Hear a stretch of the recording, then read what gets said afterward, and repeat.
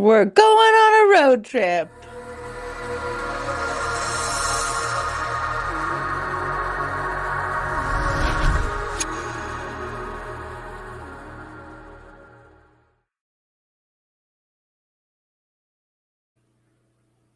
Hello, everyone, and welcome back to the Star Wars Stuff Podcast. My name is Dave. My name is James. Wait, what? Don't do that. Who's Don't Dave? I just noticed it. It does say Dave. Oh my gosh. Okay, anyway, sorry. He said Dave would be there.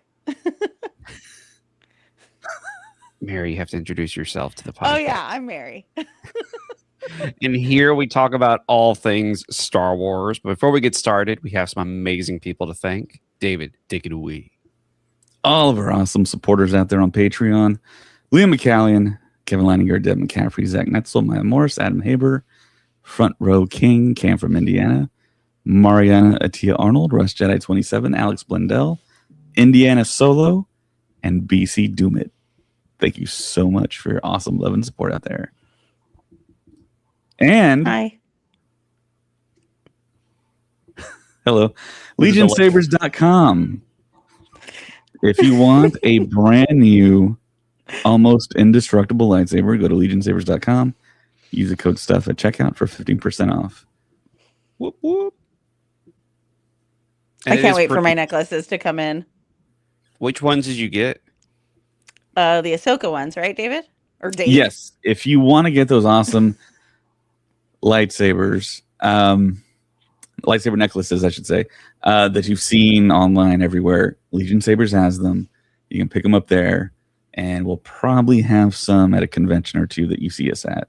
And I just sent Yay. Mary the Ahsoka sabers, and they're the pair, the two hilts. Ooh.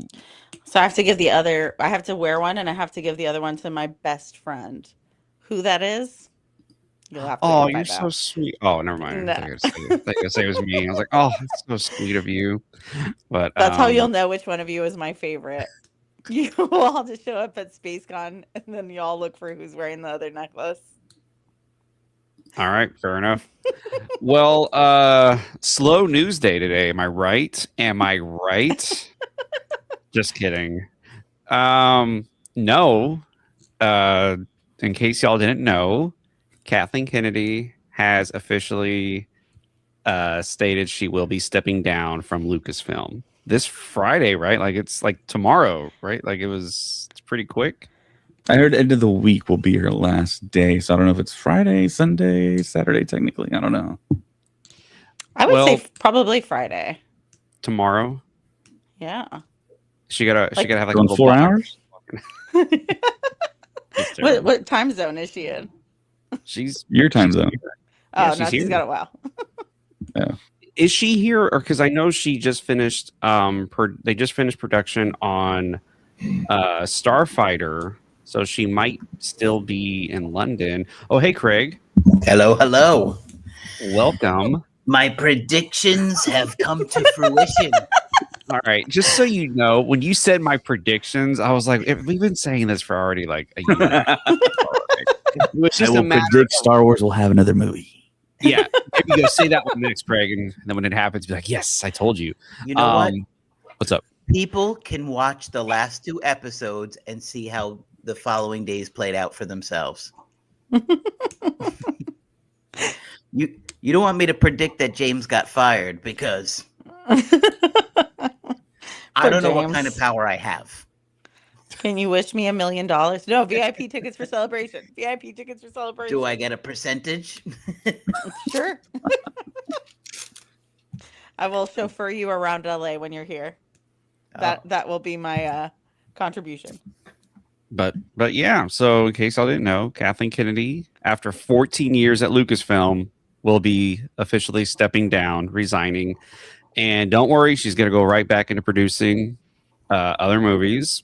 So she's going to be doing okay. But yeah, the surprise, I wouldn't say the surprise, but it was like, wow, it really happened, was who is taking her place. Mm-hmm. What are y'all's thoughts about that?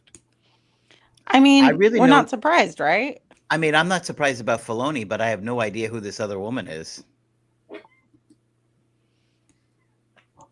David, can you tell us who this other person is?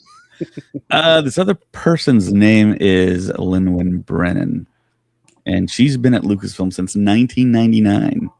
Wow. What has she Yes. done She's there? just doing all the business side of things. She is doing the business, yes. So Dave Filoni will retain his title as creative head, and he will now have the title as co-president of Lucasfilm. So this was all kind of distributed out there, I think, a week or two ago via Puck News.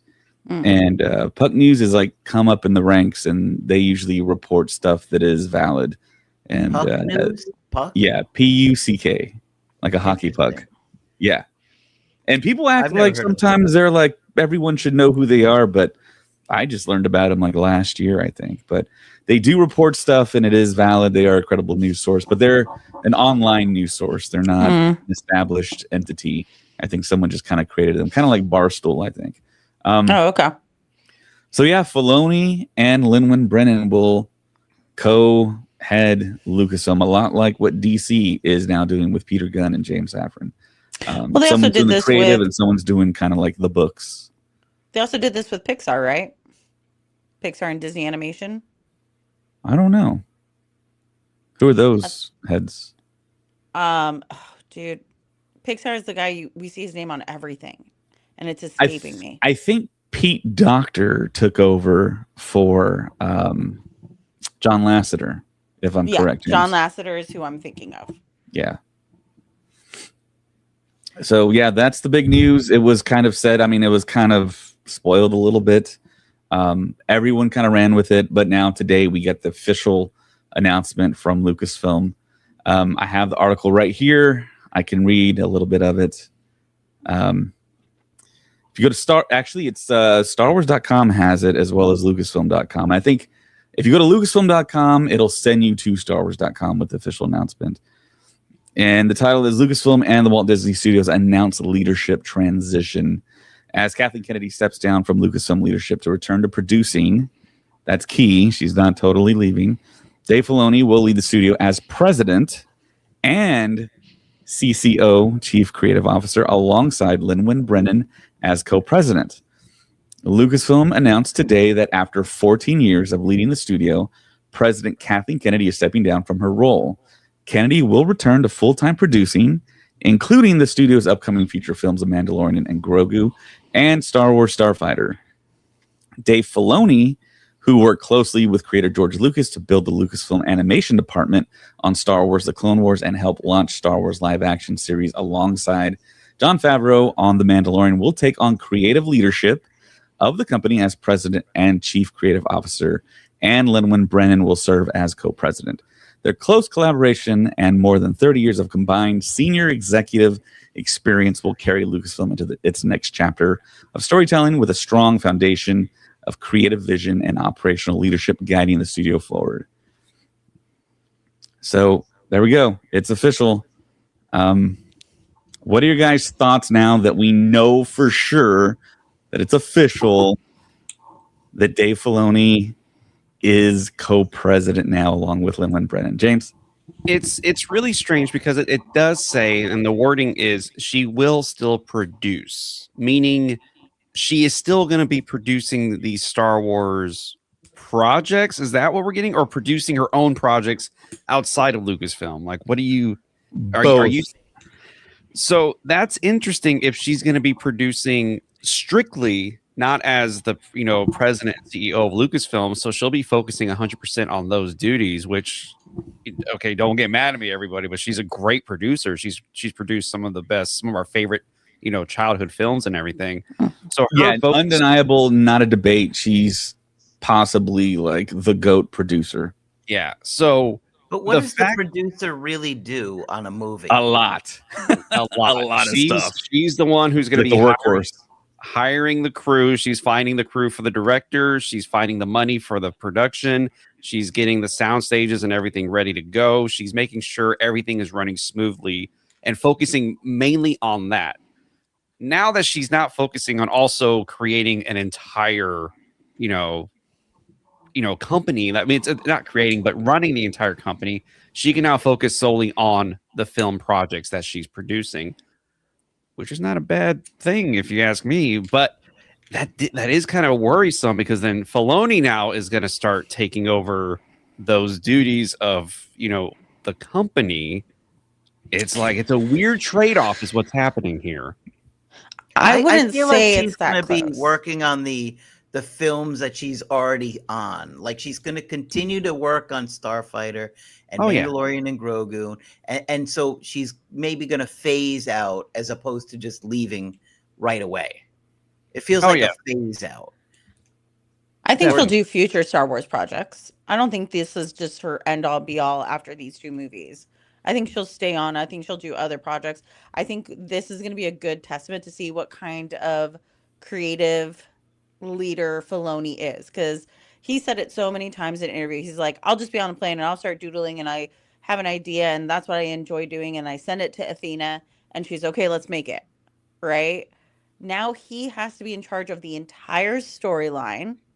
He has to make sure these producers and stuff are sticking to it, and like he has to keep everybody in order and stuff, Which and not Yeah. just his 1, 2, 3 projects. It's the entire thing. He has to keep everybody in order when it comes to continuity, everything, and connectivity throughout all the projects. which is why I wasn't too crazy about him taking over as president of Lucasfilm. Him being the creative executive officer. Co-president. Oh, That's very co-president. important. Yes. That is true. Co-president.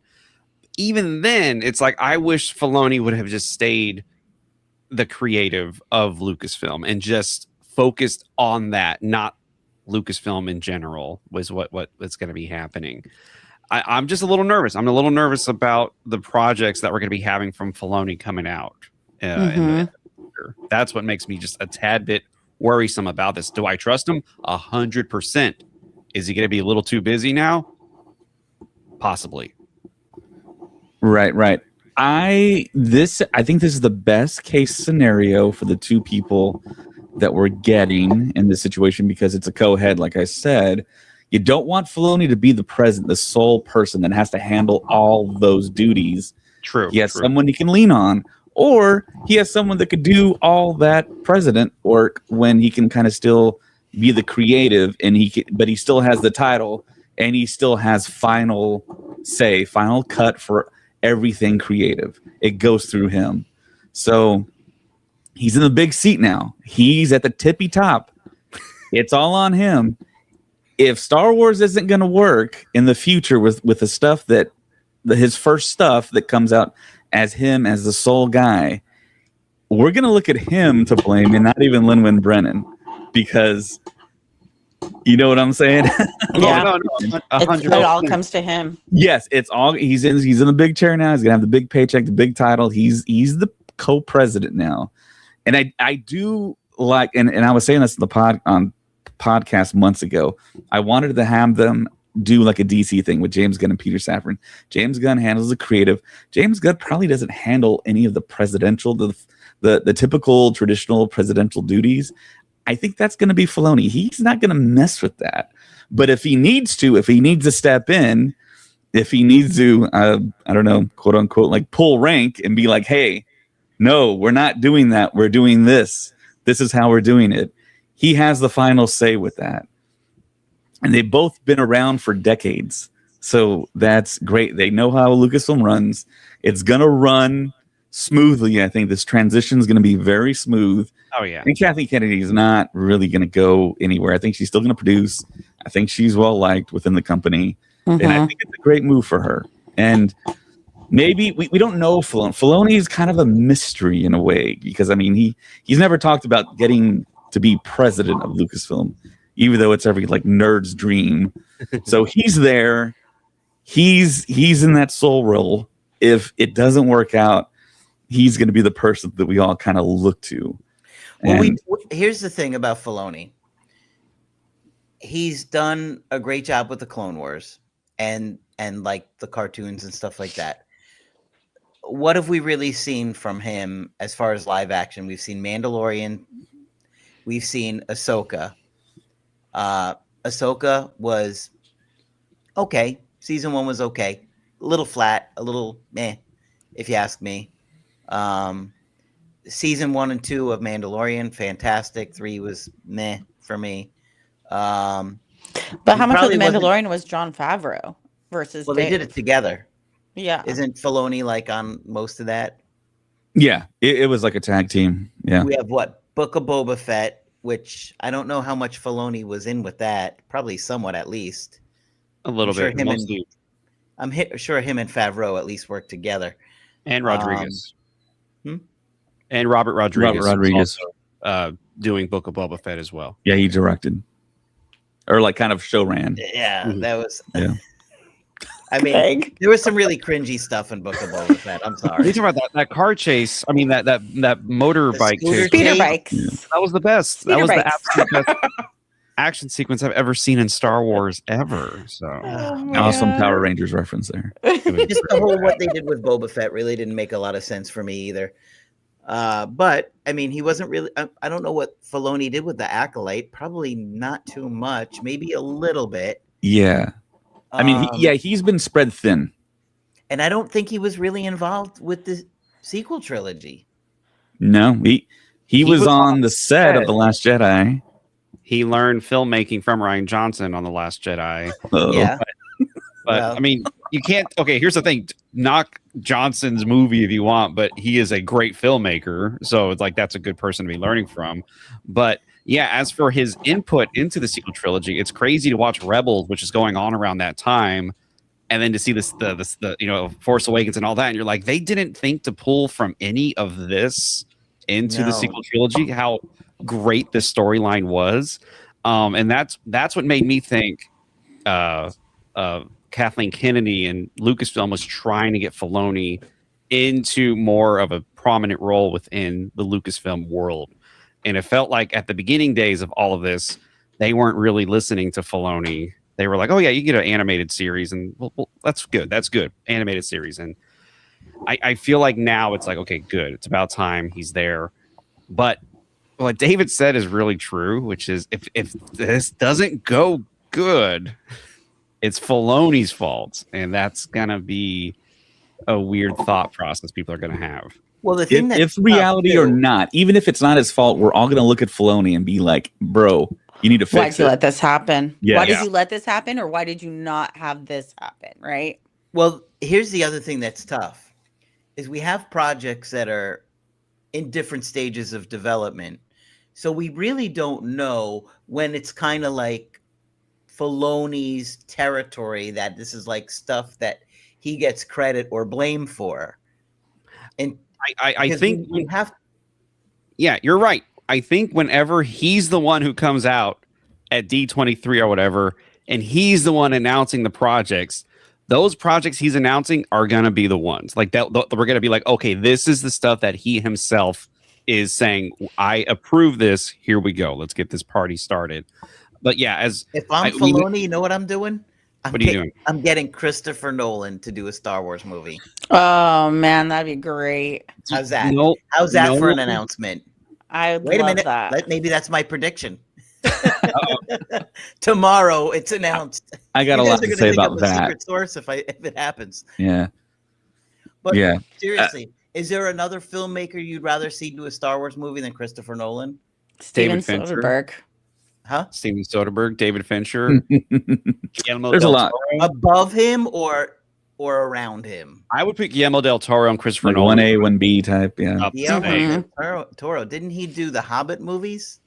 No, No, Peter he Jackson did Frankenstein. He attempted to, and then there's actor Oh, he strikes in backed New Zealand, out and at then the he had to last leave. minute. Yeah.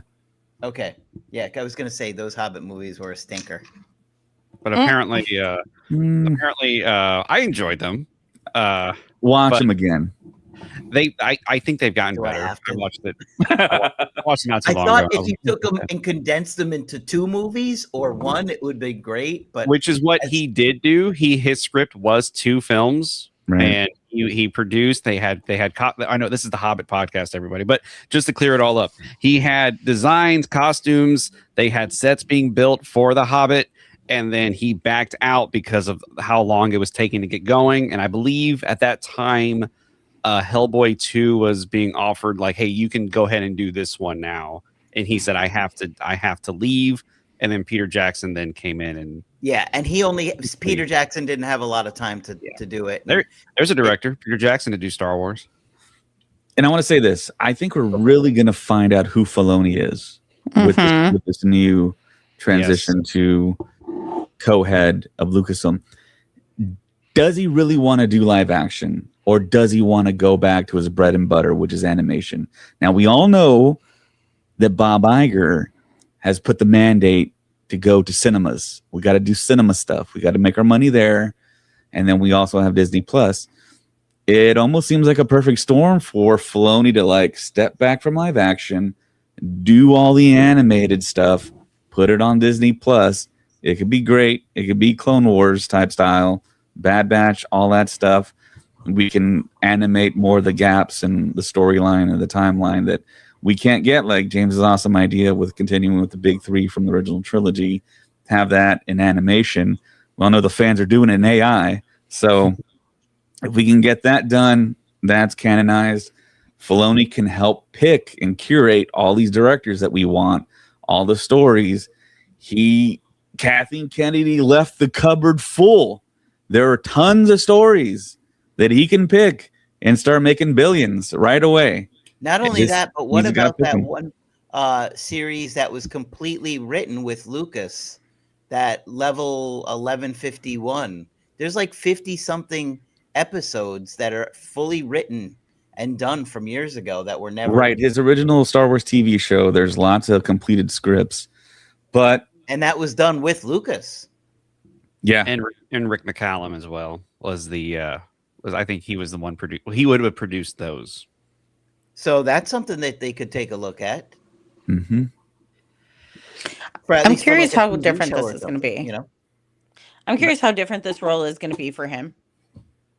That's a great question. Yeah, 1313 level. What was it? Level. I think 13? initially 1313 was more of the video game that never got completed with like Boba Fett going to that level of Coruscant. But that would make a great story, and that's kind of what Guillermo del Toro got tied to, was the like underbelly of Star Wars and the Hutt Syndicate and all that stuff. Which article were you reading from? Were you reading from the Variety one? No, the official StarWars.com. Okay, because there was a really good Variety one with Kathleen Kennedy that I sent you too. Yeah, there is a lot of interesting tidbits of information here that will pique everyone's interest. And I got a little summation here. I'll put it up on the screen. We can just read it. Kathleen Kennedy gives an update on the future of Star Wars films. James Mangold's film is on hold, which we did not kind of know that, but it has an incredible script. Donald Glover has turned in a script for a Lando movie. I think we all knew that. Simon Kinberg is actively working on a trilogy, which we already knew, of films that Dave and Lin-Win are very on board for, which is interesting. Taika Waititi turned in a script for a film she calls hilarious and great. We didn't know quite that. Confirms the Hunt for Ben Solo script is also on the back burner, which is the biggest news here. So she's kind of saying that it's still a possibility. And there was more to it than that. There was another quote that I saw to it. Something about you'd have to be brave to do it or something like that. If someone was brave enough to do it. And people are saying, oh, that felt like a shot at Bob Iger. Did you not see that quote? I mean, she was on board. Dave Filoni was on board. Adam Driver was definitely on board. It was a no-brainer to say, yeah, let's do this movie. So I can understand that statement from her. And everything that happened after that, all the fan synchronicity and coming together online and all the billboards and the skywriting and the banners on the planes. And so, yeah, somebody was flying it around in Burbank with the Hunt for Ben Solo, Save the Hunt for Ben Solo. And then I think they may have taken it down, but in Times Square, someone did still have that space even after the new year. Like, hey, just so y'all know, there's like a truck with like a 150-foot screen on the bed that says "Save the Hunt for Ben Solo," and it's just driving around Times Square. It's like what like extremely rich person is doing this? Adam Driver. It's Soderbergh, Adam Driver, and Kennedy are trying to get this thing made. But no, what else was in that article, Craig? I pulled it up here. It's a Deadline article. Let's see what I want to get to the juicy part because it's a pretty long article. Read it. Just read the whole thing. We got time. It's long. I don't want to put everybody. Read it. We'll sit here quietly. Oh, I like this. I just saw this in Deadline. Bob Iger retired, was replaced, and then came back, and she said, "That's not happening here." Like, she's like, "That's not going to happen." I'm gone. So James, Mary, did you realize that we went to the last celebration with Kathleen Kennedy as the president? I No. did realize that. That might be the last time we see her on a stage in person. No, she's gonna. Yeah, She's gonna come back. We're gonna like. You think? not as. I mean, not in this role. As but a I think producer? yes. I mean, I they don't had the think producers. so. They had the I think producers so. of Andor on stage. You know what I mean? So it's like they can Who? bring the. I don't know their names, but they're the producers of Andor. Were on the panel for Andor season 2. I think she'll come back, and I think she'll do panels, and I think she'll be on stages because she was the president, and she's Yeah. still involved in these movies, so she has name recognition. I think a part of it is like the reason she's going to continue producing for Star Wars is she wants to prove something. Like, hey, I swear to you guys, like I had to do the business side of things, and that's why certain things happen, or I got denied by Iger, so and so. But I promise you, I do still love and care about Star Wars. Well, I mean, to stuff. me, I got the feeling every time I saw her on stage, she just wanted to leave. You know, I never thought that she really wanted to be there. She had to Because- be there because she was the president. That's what it felt I- like to me. And I think it's because she knows like how certain people feel about her. Like a lot of people are very excited that she's no longer president and stuff. Yeah. And I think she knows that. And I think she always knew that. But also in Japan, I'm pretty sure she wanted. I think also she was very busy because they were getting Starfighter ready to go into production. Sean Levy made the announcement, "Hey, this is actually happening." Ahsoka was starting production like the 2 next weeks later. Yeah. So I think part of me in Japan, she was like, I have to be here, obviously, but I need to get back to the States to keep making sure these projects are going to keep going. But yeah, that's what my prediction is. I don't know. But yeah. I don't David's think she's coming back. I think that's the last we'll ever see of her at Celebration. No, I think we're going to I see think her. she's I think she'll gone. be at the next one. She's gonna well, be yeah. I mean, the 50th. 50th. George I mean, Lucas showed up. When was George? everyone will be at the next one, Craig. John Williams. Oh, did you hear Hans Zimmer's going to be doing the music for the new Harry Potter, not John Williams? So, yeah. Anyways, It's because he's old. I didn't know that. yeah, I just found that Breaking out. news. Breaking news: He's- Hans Zimmer is going to be doing the score for Harry Potter. How old is John Williams now? He's got to be in like 89, 91. No, he's in his 90s. He's in his 90s. He made, geez, it feels like a couple of years ago. He said, "My 90s are going to be my best years." So, yeah, Oh my gosh. he's up Wow. Yeah. Speaking of Hans Zimmer, there. Okay. we got this picture from the Golden Globes. So yeah, we mentioned Ludwig Göransson. He won the Golden Globe for Sinners. Aw. They didn't show it because they aired a commercial, but he actually partied with Hans Zimmer. And here's a picture if you're watching this on video of them That's a great celebrating. That's a great sentence to say. And of course, he did Ludwig did the music for The Mandalorian and the Book of Boba Fett. Is he doing Dun, dun, dun, Mandalorian? dun, dun, dun, dun, dun. Is he Doing doing what? the score? Is he doing the score for Mando and Grogu? I'm Huh? pretty sure. I Yeah. was gonna say he should Yeah. be doing it. I don't trust anyone else. And he's so young. He can do this for the next like 60, 70 years. Do you remember we were watching the Oscars? Okay, we had an Oscar party. Don't get mad. Anyways, Dave, Was I there? Yeah, you were there. No, it was at your place. We were watching as Joe Oh, and James okay. were there. He won the Oscar for Black Panther. And then I think Jamie was like, he looks young. He looks like he sleeps in his parents' basement still or something. Like he's still. And then I think my wife was like, he just won an Oscar. We're like, yeah, we can't be picked on. Well, he's won multiple Oscars Yeah. now. And he's so, won Grammys. He's won a lot of stuff. Yeah. And can you imagine him doing the score for the Lando movie? That would be pretty good. Because him and Donald Glover I was gonna say Donald Glover should do it. both of them should do it together. And now he's doing all the Christopher Nolan movies if Hans Yeah. Zimmer isn't available. Hmm. So It's like, who's the next best thing? I'm just kidding. No, but he's great. I'm just messing Yeah. with you. But no, I agree with Mary, and I think Kathleen Kennedy she'll be back to Celebrations, not at a not like coming on stage to talk to I the don't think audience. so at I all. think she'll be on the panel discussing the film and everything that they're doing.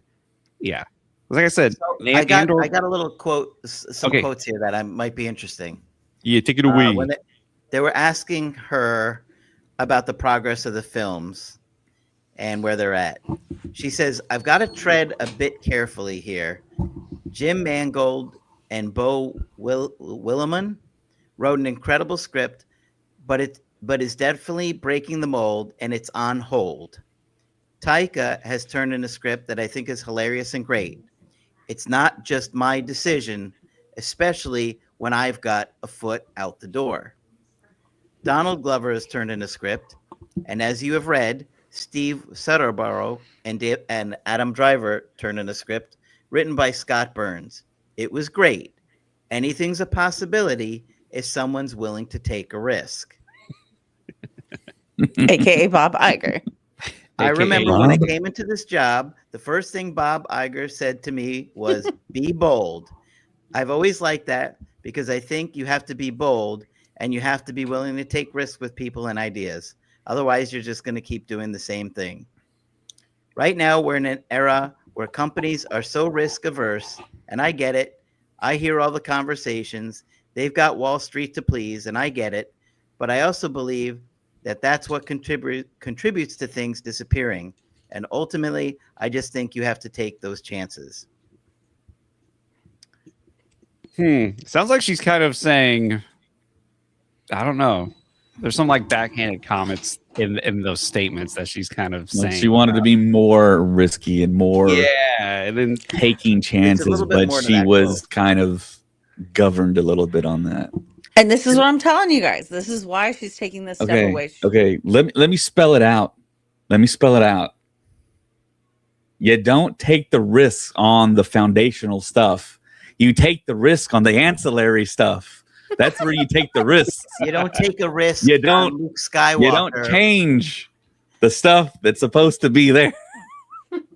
That's not where you take the risk. You take the risk on the Taika Waititi stuff that has nothing to do with what we know. That's where you take the risk. I agree. You I don't mean, take it's pretty basic.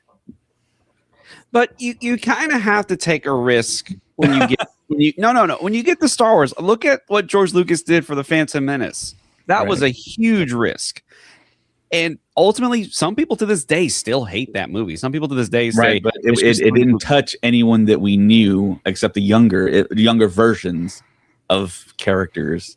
So you could do things, but did y'all just want another original trilogy for the sequel trilogy? no, we just wanted not to change Luke Skywalker so drastically. I think that's basically it. It's just infuriating. I'm sorry, it's still infuriating. Yeah, It's not and the of course murder, you're gonna it's not the have sleep. That's you got people literally that what love it. Palpatine did. But you're also gonna have people that hate it, and you don't want that. You want universal appeal, and then you go off and you do the other films that are risk taking and stuff. I mean, there's certain risks you can take. I mean, but you don't fundamentally change the person that you've been waiting for so long. That's Go yell at Abrams for rewriting and redoing The Force Awakens, because I still want to know. I have. That first script was great. That first final draft was incredible. Yeah, I still want to know whose decision it was to say, let's stop everything. Let's just redo the movie and have it be more like A New Hope. And then make the next writer's not going to see the movie. He has to start writing the next script right away based off of the script that you have here.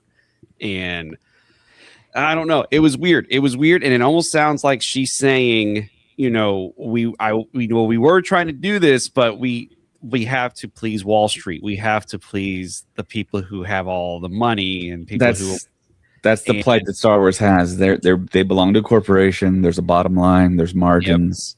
There's investors. You have to satisfy. You have to make money. So But I mean, all the Star Wars films in the sequel trilogy made $1 billion at least. The third highest gross, the second highest grossing trilogy in movie history. Yeah. So and that's the funny thing. I think a lot of people kind of forget is these movies were very profitable. Solo did not make $1 billion, but it did make back its profit. And it did make back its money. And it didn't tank, or it wasn't a total. Yeah, it wasn't a total loss like they were telling us. So I mean, these movies were successful. They did make plenty of money. So, but yeah, I feel like it. And even Iger said, "Oh yeah, we made a mistake with Solo. Maybe we should not have done that with releasing it this time." And everyone blamed Kennedy at that point. And then we found out later, no, apparently she was fighting to not have it be released in the summer around Infinity War and Deadpool 2. She was like, right. Bob Iger has already taken the blame for that, but he took the blame way after all that happened. Super late. Was Solo after Last Jedi? Yes. Right after it, man. Not even like half a year after. But it was sandwiched in between Infinity War and Deadpool. There was no way. There was no way it was going to. Even if The Last Jedi had not come out when it did and was as controversial as it was, I still think Solo, where it was when it was released, would have still done the exact same thing. I think people weren't too crazy about this movie to begin with. But anyways, yeah, you're right, David. I forgot. It was like a couple of years later. He was like, "Oh yeah, that was my fault." Just want to throw that out. Let's do this. Let's go around and say the best thing and the worst thing that Kathleen Kennedy did. No. And I don't want to hear anything about Luke Skywalker. I mean, that's pretty bad. So Craig, you got to pick something else. Are we talking about Star Wars specifically? Yes. Star Wars. Well, what else are we going to? No. I meant because I still want to talk about the worst thing that I heard that came from her, because it is incredulous that this thing happened on her watch. What was it? It was her not seeing the dailies until 2 weeks after primary production on Solo happened. But here's the good news. Fired Lord and Miller. I was like, how is that even possible? Because she was running a business. Now she doesn't have to worry about that. Now other people can worry about that, and now she can actually focus on being on set to watch what was going on. And I think that wasn't. That's the thing. I think Disney. They even did it to the Feige a little bit. If anyone here, anyone in the world would have done something the equivalent of that, you would have automatically been gone. Yeah, there is no way. Ron Howard saved that film. He had to swoop in and save that sucker. Rogue One had to be saved too. We're not quite sure what happened with Rogue One. It might have been more of a Gareth Edwards type of. Gilroy talks, the worse it sounds. He said, "Well, it was a dead people." Geez. But what's up? What do you guys say, Mary? I would say, didn't Matt Michelson make a big comment about that too? He said there was no script. He said there was no script. It was. What he said was that he kind of got the gist of what he was doing based on his part, but he said for the two young heroes, it was kind of all over the place. Oh, and that's know right. How they could figure out what they were supposed to do every day. So I'm sure Jim and Andor must have been all over the place. It sounds like it was constantly being rewritten as it went. Mm-hmm. Fortunately, Gilroy's a brilliant writer, so. Yeah, he figured it out. He knew. But he said a lot of it had to be redone. Yeah. Right? Wasn't it the whole third act was redone? Yeah, the whole third act. There was no Vader hallway sequence either. Yeah, that was last minute too. Yeah. And that was the editor. That wasn't even Tony Gilroy who suggested it. That was the editor of Rogue One who said, was it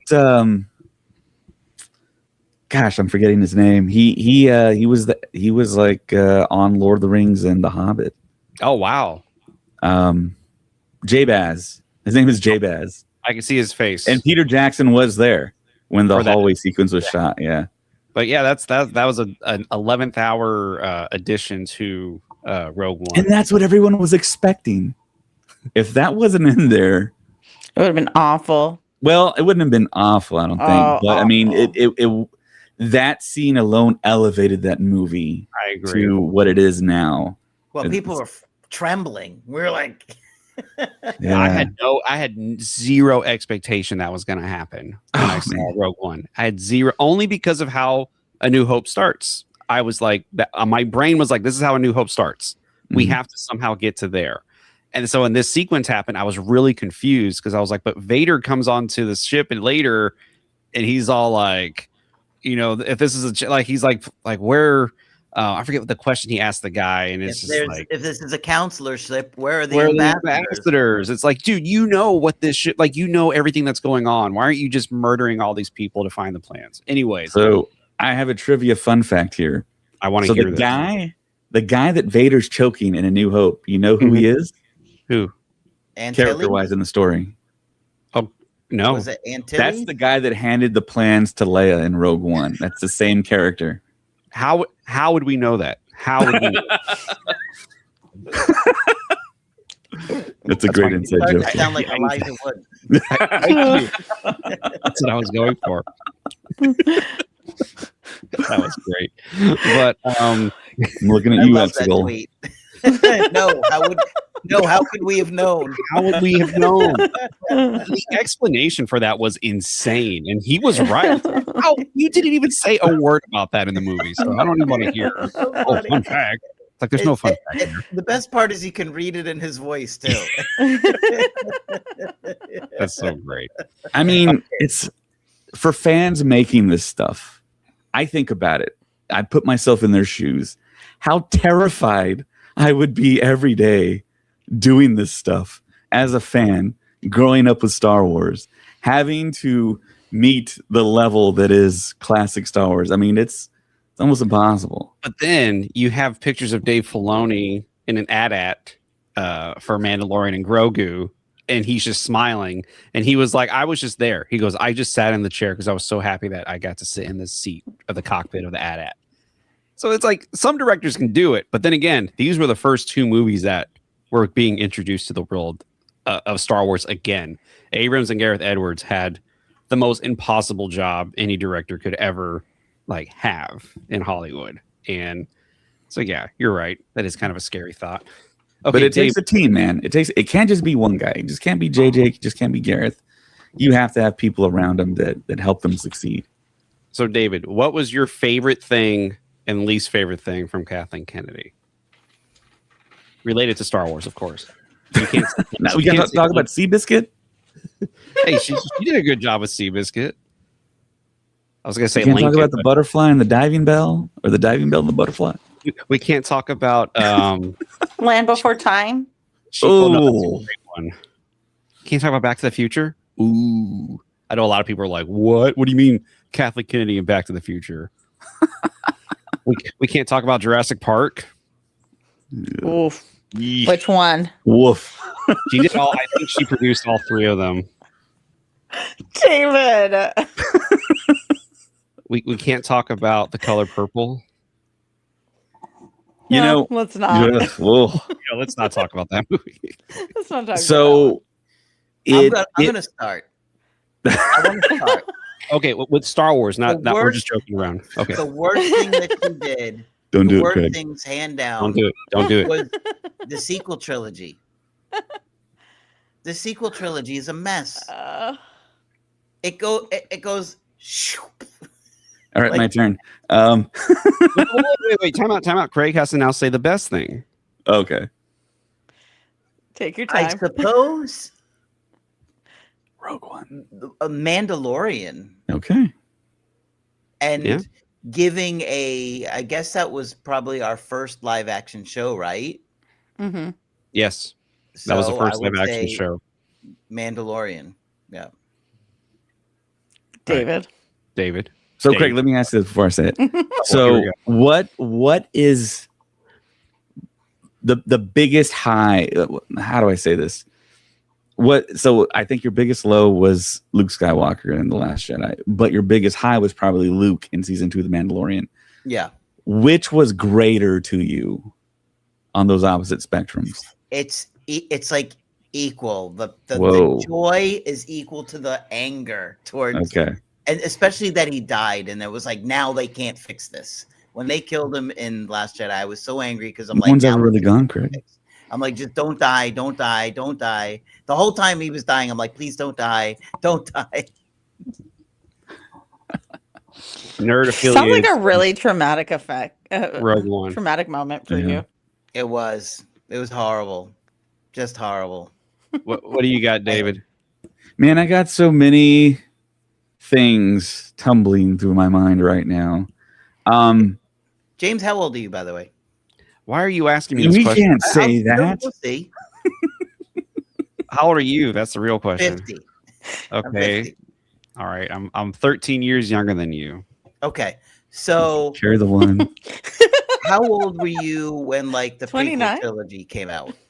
I'm 29. Yes, thank you. I wish. I on the sequel. What's it? Ask The that again. prequels. The prequels. Oh, I was 10 when Episode 1 came out. Okay. See, that's kind of the difference, is that you kind of came up more with like Anakin, right? No. Little Anakin, but you were like 10, you were still a kid, right? Yeah, but I watched a lot of Star Wars before that, so I knew who Luke, well, there Han, wasn't and that Leia much were. Star Wars before that. I There know, was only but 3 like movies, I watched those like religiously growing up, so those for Yeah. me were like that was Star Wars. And but it's a little different, like, because Luke was my guy since the beginning. I was like 2 when Star Wars came out, okay. right? So for me, seeing what they did to that character was like more like it's like ripping apart a part of your soul. Like, how could you do that to him? So I think the people that kind of came up with Luke are more angry about it than maybe people that were more like closer attached to Anakin or Obi-Wan, young Obi-Wan and stuff like that. Gotcha. I wasn't 'Cause that it's like, attached to when you're Anakin because little- I knew he was going to be Vader. So my brain was just like, this is going to be Darth Vader. We're going to see how he becomes Darth Vader, just so we can get to A New Hope. Like that was my But brain. here's my point: younger people probably aren't as angry about what they did to Luke than people that grew up with Luke. I think that's fair. That's how I feel. Yeah. Craig lived a lifetime until he got to The Last Jedi. And so did I. I lived in that Saharan desert part of the time where there was nothing. Unless you wanted to read Timothy Zahn books, there's nothing. Shadows of the Empire. Yeah, there was that. I mean, there's like the whole Prince Splinter Shizar of the thing. Rising That Sky. I'm just kidding. yeah, and there's like comics, Dark Horse comics and stuff. But it was Mhm. like It was dead for a long time. I wanted live action. I wanted it so bad that I watched those Ewok movies as a kid multiple times. That's desperate. I did Baseballs just so I could watch something Star Wars. So But I there's no- was The so Simpsons confused, episode. and there was no internet. I had no answers. I would ask people; they didn't know what was going on. Why is it called Episode 4? Where is Mark Hamill's acting career? What's going on? and everyone was like, "Dude, stop talking to me." No, I'm just kidding. But So yeah, James? I waited so long. But going back to the best worst thing, I think the best thing that Kathleen Kennedy did was probably the launch of Episode 7 and the film, and making sure that was the stabilizing foundational film of the start of her career. I think to get that done off the ground and the hype around it, it was just the best. And sad to agree. say that I don't think we're ever going to experience that ever again. no, never, ever again. It was 77, Never say 99, never. and 2015, and that's Never it. say never. Never Well, say Star never. Wars will have to go away for a long time, and I'll be very old, and I don't want that. All right, Mary, what do you got? Or is it my turn? You go ahead Why do I have to go? Who speaks first? because you said something. I talk first. You talk first. You talk first. I'll Um, talk first. I think the worst thing she did was, damn, that's a bad thing to say. But so here's the thing. I always preface this with the fact that I do love all 9 movies. I love all 9 films. I love Star Wars. I think the wrong thing was to bring back Abrams for episode 9. Even though I do like The Rise of Skywalker, I think that move was not the smartest move for her. It was a safe move, which is not always the best option. And I'm going to say I think that was the worst thing she did. And the best thing was hiring Tony Gilroy for Rogue One and then bringing him back for Andor, I think was the best thing she did for Star Wars. Even though I'm not the biggest fan of Rogue One, I enjoyed what it did, but Andor was just, I think, one of the best things Star Wars has ever done. Do you not like Rogue One that much? I think it's I don't actually. I enjoy it in a new light because of Andor, but it's not my favorite Star Wars story. But I enjoy the final act of that movie is incredible. But Right. It really is. But then watching Andor, then watching Rogue One, and then seeing Jen Erso, I'm just like, I really don't care about you right now. I like Andor should still be the main character of this story after watching what we just saw. But yeah, that's my thing with Kathleen Kennedy. Uh-oh. Okay, so like, I don't know how much mine is on her or other decision makers. I think the thing I dislike the most of I'll say this is probably the fairest way to put it. Well, the thing I dislike the most about her time as president is how reactive they are to the shows and canceling them. Like, I think Acolyte is a perfect example. There's not enough viewership. No season 2, right? Then it turns out to be one of the most watched shows on Disney Plus and stuff. And again, I don't know how much it's her decision making on that and stuff, but that reactiveness versus letting things play out, letting continuing stories, developing and investing in them is probably the one thing I hated the most during her reign. That's valid. I honestly though, I'm thinking that's more the numbers Iger? guys. Yeah, I Yeah. think that's them saying. But as Has the to go. president, you make the ultimate decision. You make the decision at the end of the day, right? Here's the real best thing right here. Bringing the cabal of Latinos to a galaxy far, far away. Pedro, That's so Oscar, valid. Adriana. I'm not gonna lie. That was it. Entertainment where it had Pedro Pascal and Diego Luna on the cover, and it was like Star Wars. I was like, this is incredible to see. But So yeah. honorable mention, the worst thing she's done is not invite the Star Stuff podcast with 2 Latino founders to Andor or Rogue One. Who's Obviously, Latino? Spell socks, James. Spell socks. Do it. Show her. Craig is like, what are you talking about? You've heard this joke before, right, Craig? Spell what? Socks. Okay, so if you spell socks but with a Mexican accent, you're saying a sentence in Spanish. Don't do it. Please don't Say it really it. fast. Those of you who are listening right now and you're doing it in your car or like while you're doing dishes, you're gonna start laughing right now. I'm just gonna say that. Oh man. My brothers and I are like, when we get frustrated with each other, we say that. And it doesn't Guys, make you any have to sense. behave yourself. Dave Filoni is listening. Dave Filoni is listening. The president of Oh. Lucasfilm is listening. As we'll find out tomorrow when they president. announce Christopher Nolan is going to be doing a Star Wars movie. So yeah, okay. So you're on Christopher Nolan. Yeah. Nolan will never do a Star Wars movie. What? You think Why not? so? I don't know. Because of who he is, because of what he is. He is not going to be controlled by no one or no company. That's And He you is don't valid. think- not going to you be don't think told they what would to give- do. Same You as don't Dave. think they would Do you give him think- total No. control? You No. don't think Dave Filoni's that type of leader to be like, because that's the type of leader I see Dave to be when it comes to the creatives. It's like, you have an idea, okay, let's try it. That would be great, That's but the type of leader I picture him as.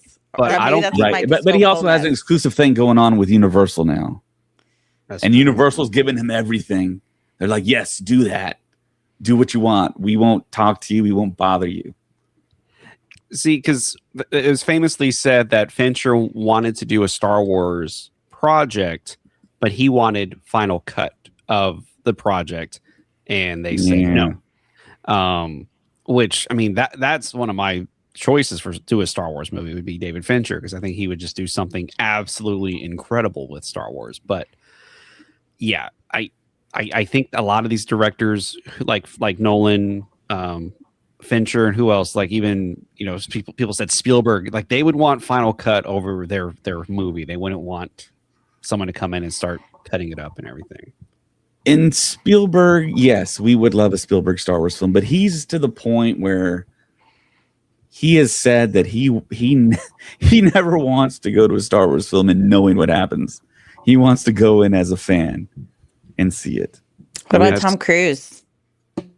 Well, he already cameraed Starfighter, so I mean, that is the craziest story I have read in my life. Tom Cruise held the camera and helped film an underwater lightsaber fight. Was it underwater? I got the idea it was in water. There he is. There he is. Yeah, it was a muddy pond. Time out. I'm pretty sure this is AI though. Like I'm pretty sure this is yeah. It's an AI picture. But that's what I'm saying. Why would Tom Cruise be there if it wasn't just like, hey, I'm going to start a Star Wars project, or I've been brought on to do a Star Wars project. Hasn't been announced yet.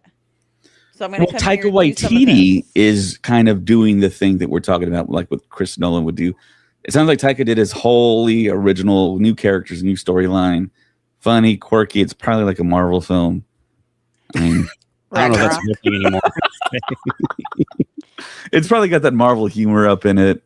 Ooh, maybe a little similar to crass. Ragnarok. Okay, so Cat Density Geeks brings up a good point. Dan Trachtenberg has met with Lucasfilm. I know that for a fact. That would be good. But yeah, they haven't come to an agreement on anything. Which you have to play ball with Lucasfilm, and that's what Gareth Edwards did, and that's why he still has a career, and that's why he's still doing movies, because that's why he still got Jurassic World or whatever that was. Jurassic World, the creator, and people still want to work with him. And Godzilla, yeah. Well, Godzilla got him Rogue One, which I thought that was pretty cool. It was like right after Godzilla came out, it was like, oh, Gareth Edwards is now doing the first standalone Star Wars movie. Zach from Japan has a really good point. Spielberg already did Star Wars E.T. Everybody, just saying. Valid. That is so valid. But acceptable. This is crazy to think like tomorrow or even Monday, Filoni could put out a statement kind of setting the tone of what is about to happen with Star Wars. I'm waiting for it. That's what I'm waiting for. He needs to say we'll something. Get that Christopher Nolan announcement tomorrow, and then you guys will be... I think David has something he wants to say. I've been saying this. I said it tonight. Star Wars is primed for someone to swoop in and just start dropping bombs, dropping haymakers on us. We don't want bombs. We don't want bombs. Just want to throw that out. Vader series, Vader movie, Knights of the Old Republic. Well, isn't it all interesting that they announced the whole change to Disneyland yesterday and then this today? So I don't think Kathleen Kennedy has really much to do with the park stuff. That's more like Bob Iger territory type of thing. There's Matt Martin, who is part of the story group and everything, but there's definitely something to do with this timing somehow. I think the company's just in a swift change right now. They're changing the parks, they're changing this, the licensing has probably changed and stuff, and that's why they're able to do this. Maybe her contract is just done. Or somebody on YouTube I can't even say this. She stepped down. Yes, Kathleen Kennedy is resigning as of the end of the week, which is tomorrow, which is in about 3 hours. So Pacific time. Just want to throw that out there. Yep. But you know, it's interesting. I think I've said this before. Was I heard once upon a time that part of the reason they wanted to get these movies out when they did, like in 2015 launch, was because the parks were like on their mind to get done, and it was like we need the money to start funding to create the land. You got to get the people going. And so they really kind of pushed to get that movie out. And as we know, she hired a screenwriter, which I think was the best screenwriter they could have chosen for Episode 7, which was Michael Arndt, who wrote Little Miss Sunshine and Toy Story 3. Which love it. It's bizarre. but those are incredible movies and those are incredible scripts. And Little Miss Sunshine is a well-written movie. and he won the I mean, Oscar Toy for that. Story by the way. 3. That wasn't a great thing that she did with that, because Michael Arndt says he takes years to develop a script. But here's the thing. And she still hired him. But here's the thing. My theory is that I think Iger or somebody said 2017 launch episode 7, the 40th anniversary of A New Hope. We get the episode 7 out. And I think that was her timeline. And then they said, no, we need this thing out in 2 years. We need this thing out in 2015. And then that's why it was like, okay, never mind. We have to let you go. And even Michael Arndt said, he was watching, I think he said The Last Jedi, and he said, it was really weird watching the first act of The Last Jedi because a few of the ideas I had for 7 were at the beginning of The Last Jedi. And it's like, whoa, like, what was that whole movie supposed to be about? It was probably the Yo Mama joke in the beginning. Exactly. About his mother. But yeah, he said Luke was like in the first few pages of his script. Like he said he had Luke Skywalker already there pretty much in his episode 7 script. And you know what I mean? You're like, oh my gosh. So yeah, I have a feeling that's what happened. They told her, you need this movie to come out at this time. Harrison Ford breaks his leg. They watch the movie, and I'm pretty sure they said this needs to feel like Star Wars. So make it feel like A New Hope. Make it feel what's the word I'm looking for? Make it feel familiar to the fans so they can enjoy Star Wars. And I think that's what happened with The Force Awakens. Chewie, we're home? We're home? Question mark? So I'm going to say something right now. It's going to make James said was really Craig. It might make you mad. It might make our listeners mad. Oh no! But we can't let George Lucas off the hook here. Oh no, we cannot. We got to talk about that too. So he sold Star Wars to Disney. Okay, great. But he still wanted to make Star Wars. He should have never sold it if he still wanted to make his sequel trilogy. And he did the thing where he sold Star Wars and then was thinking like, oh, they're still going to listen to me. They're still going to do my treatments, my outlines for the sequels, which sound great. Darth Maul coming back, Maul, Talon, that whole thing, which we're going to get in Shadow Lord, essentially. Are we? Yes. Yeah. But yeah, he probably should have waited a little bit until he sold, until he finally really could not physically direct and be around and contribute. We would have probably got the museum, but we would have gotten his stuff. So I think he probably should have waited until he sold, because then we would have afforded the time that it would have taken to get something a little bit more solid. And it's ironic to say it, but with a plan and everything. And he had the plan in place, essentially. So I remember around Red Tails, he was saying, like before Red Tails came out, he was like, he was kind of thinking, I want to do Star Wars again. And it was like an exciting moment where it was like, oh my gosh, is he really going to do Star Wars again? Red Tails comes out. He gets called a lot of bad names. He gets criticized for that movie. He gets called a racist, which he is 100% not a racist. And that's when he said, right, his wife is African American. Yeah. Which always makes me laugh when people are like, anyways, that moment when Red Tails came out and the backlash from that. And when they said he was exploiting, the stories, and he said, I cannot do anything right for the fans. Apparently, like I did 3 movies for the prequels. Everyone hated them. I did a cartoon. Everyone hated them. Now they're beloved, but at the time, that was not. It wasn't that big of a deal. Like Clone Wars was cool, but the kids were the ones who were watching it, not the adults. You know what I mean? Now they're adults going crazy over Clone Wars. And then speaking of kids and adults, he did the thing that he did in Return of the Jedi. He quit because he had a child or children, and history repeated itself. It's like poetry. It rhymes. It happened again. He stopped doing Star Wars to raise his new kid that he had, and that's kind of why he sold. So, and then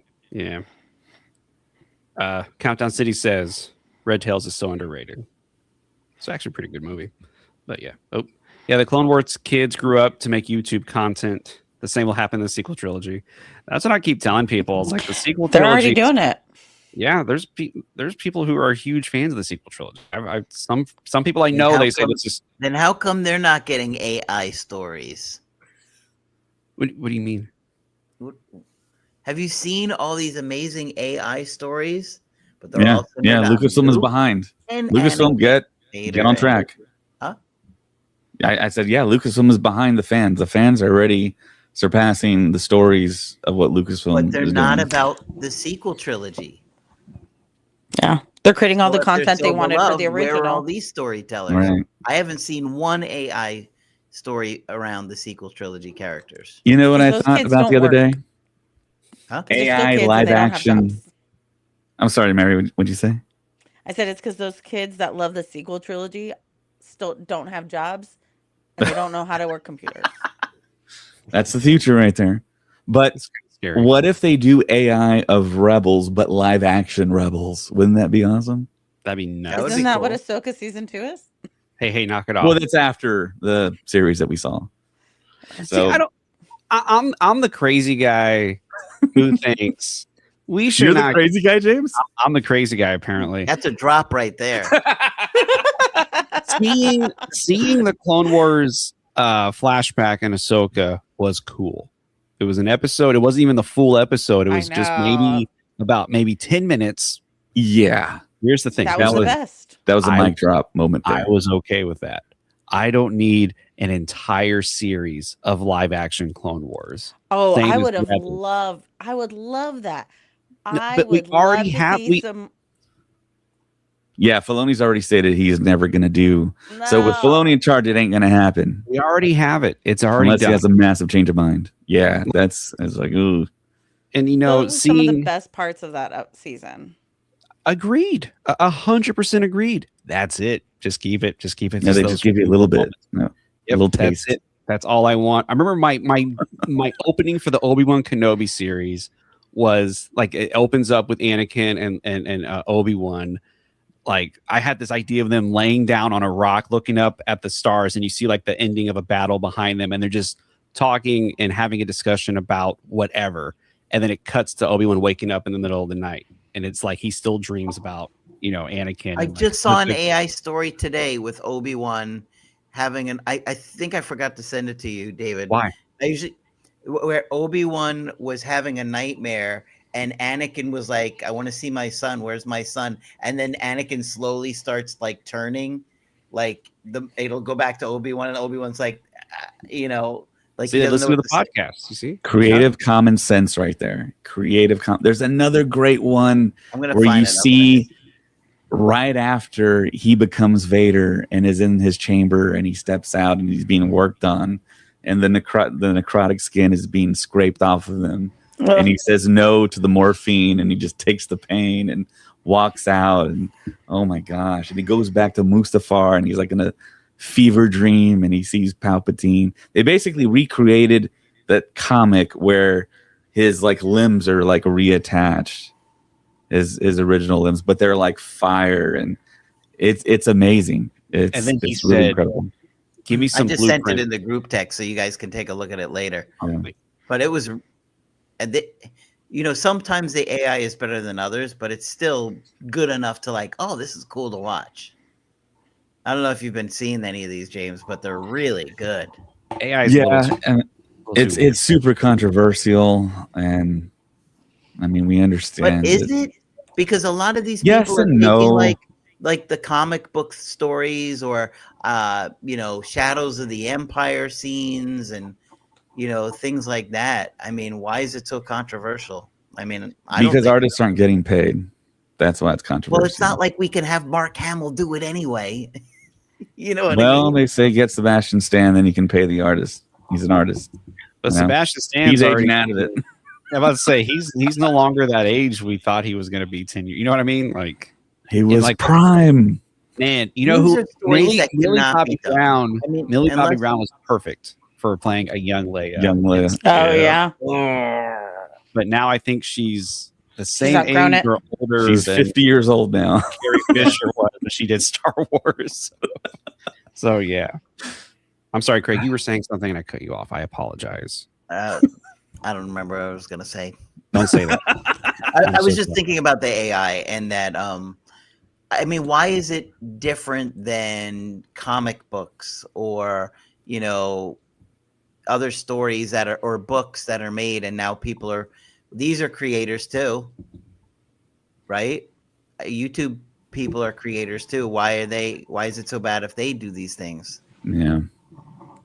I don't disagree with you, Craig. I think AI is just a new form of art, and people are It's a very, like, tool. yes. I would call it a new form For of art. I art. think it's yeah. I think mean, it's a tool, but I don't think. Okay, let's not talk about AI. All right, we're talking about Lucasfilm and Kathleen Kennedy. Hey, we're and talking about Star Wars Sophie. stuff here. We're talking about Star Wars stuff here. But Well, anyway, James, you're missing out on some really cool stories, and usually they're like 10 minutes or less. Trust me, Mhm. there's some really good ones. You saying I can't watch a long form like movie or something? It has to be 10 minutes or less? So let's put it this way: the I stuff didn't that the say it, but fans, if you're gonna. I'll say it like this: the stuff that the fans are creating right now looks better than Luke Skywalker's face in The Mandalorian season 2. It was bad. Absolutely. But I will say this: that face in the Mandalorian season 2 is what helped push this, like, more access to AI and tools Right. like that, and be able to That create is this true. content. I But they should go remember back and fix it. I remember when I saw the green lightsaber, I was hyped. When he took the hood down, I was like, "Ew, okay." And in my Yeah, it brain, wasn't. I'm just like, that's Luke. That's Luke. Just look past it. That's Luke Skywalker. But man, when he took that hood down, that first, I was like, oh no, that doesn't look good. That does not No, look but good they at could all. fix that now easily. Oh Yeah. no, easy. And then when you saw Book of Boba Fett, which or Mandalorian season 2.5, man, when he was there with Grogu, I was like, holy smokes, He that looks looks great. just like Mark Hamill. Like, He And that looks was like great. what, a year apart? yeah. Or was it a Yeah. year or two apart? It was like It it was was like very two- quick. You're right. When you take into account production and everything, I think it was closer to 2 years. Yeah, Mm. and that was incredible seeing Mark Isn't Hamill. Isn't it funny that we're like, fix it on The Mandalorian, but on the original trilogy, we're like, leave it alone, leave it alone, leave it alone. Well, we're just wanting one little 30-second. George shot Lucas would be like, you see. No, you know what I heard? You see James Greedo running in the Cameron. background. Monkey. James Cameron said that they were asked him about redoing the effects in like Titanic and all that in Terminator. He said no, because once you start, you can't stop. And he says that's what I think happened to George Lucas is he started and you just go, oh well, now I can do this, and then you release another version. Oh, I can do this, and you release another version. So that's why the only thing Cameron has ever done was change the stars at the end of Titanic. Like that's it. So Yeah, Ted has a good point here. It was like top secret, super secret. So oh yeah, that's probably the real huge reason why, yeah, it didn't look as great as it could have. it was this one dude in his garage working for Island With a piece of string. doing his Oh, damn jeez. You know, They would give him, could like, go little back pieces and of- fix it. I think it would be great if they did. If they could remove a crew member's arm and leg from an episode of Mandalorian, they can definitely redo Luke's face Jeans in guy? the Mandalorian season 2. What was that? Jeans guy. Jeans guy. Did you ever see the cosplay of that? That was the funniest thing. Like people would walk around with like a fake wall like this, and then there's just their arm and their anyway. I was like, that's really great. But anyways, Kathleen Kennedy, am I right? So when do you think we're gonna get an announcement from Filoni, or do you Monday. or put out a He video? has to. No, He he ha- has to make an announcement, and it'll be Monday. I Yeah. don't think he has to, because the announcement's already kind of been made. He's very But- low key, very non-wanting to do these things, it feels like to me. I But feel I like think everyone wants to know what direction he's going to go, what his goals Like a State of the are. Union address type thing. Kind I would of. love that. that's Yeah, what he needs to everyone do. wants it. Everybody wants that. and Lucasfilm, did you hear that? And You he's got to gonna give the have people to- what they want, Filoni. And He's going to have to do it. he has to. I feel like this is a thing that has to happen. He has to make a statement, make a video telling people this is where Star Wars will be headed. These are the projects we have lined up that are coming out. This is what we need to do. This is what we're doing next. David, why do you look so confused right now? Because I just want to say something else. I've been very lucky and very blessed to be on the Star Stuff podcast and meet a lot of famous people and be able to talk to a lot of famous people. And I've told famous people what to do, and a lot of these famous people have done what I've told them to do. So I'm telling Dave Filoni right now, we need a State of the Union address, and you got to give the people what they want. Yeah, stand in front of the Millennium Falcon. What At was that? Disneyland. No, he's too busy to do that. You know what I No, mean? no, he's not. That man walks around Disneyland and will see people with their phones and jump in to like photobomb them all the time. Does he really? Yeah, he'll like just walk down Main Street. There's like some really good videos of him walking down Main Street with Jon Favreau. And then like people just have their phones out and stuff. Oh, about Disneyland. And then he'll just come in and he'll like wave in the back and stuff. It's pretty good. Craig, Dave, do you remember Not Mary? No. Celebration. Not Mary. No, celebration In Japan, Florida. because I was there. Oh. In Florida and Orlando when George Lucas and Dave Filoni came out. Like they're in the panel, the 40th panel. They came out, standing ovation, but it was also like, oh yeah, and I told my wife at the time, I was like, oh, that's Dave Filoni. He created the Clone Wars. That was all. That was like all I knew. And he already had Rebels going at that time, but Rebels wasn't as big as it is now. And it was just like, oh yeah, that's Dave Filoni. He did the Clone Wars. That's really cool of him to do. And then they talked about the stories about Clone Wars, and I was just like, oh, that's really cool. Yeah, the creator of Clone Wars is on stage with George Lucas, and yeah, George Lucas chose him. That was it. That was like, I was Now like, look at him. cool. And then what? What's this? And remember what George Lucas said about Dave Filoni. What? This is my other son. Yes, that's right. He said, this is my other son. And we all thought that was, for me at the time, I thought that's a very sweet thing to say to him because he had with Clone Wars. My Little brain, Dave Filoni, nice. my brain never went anywhere. And then at Celebration in Chicago for the Mando panel, she brought out Jon Favreau and Dave Filoni, and everybody was like, They called him a rock star. I was like, everyone was like, Dave Filoni he's there with Jon Favreau. Okay. That's one of my favorite panels.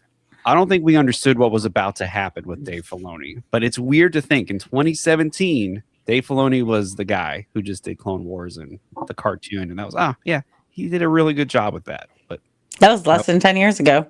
yep. You know, I Now- thought about that panel today, actually. which one? The Mandalorian panel in Chicago.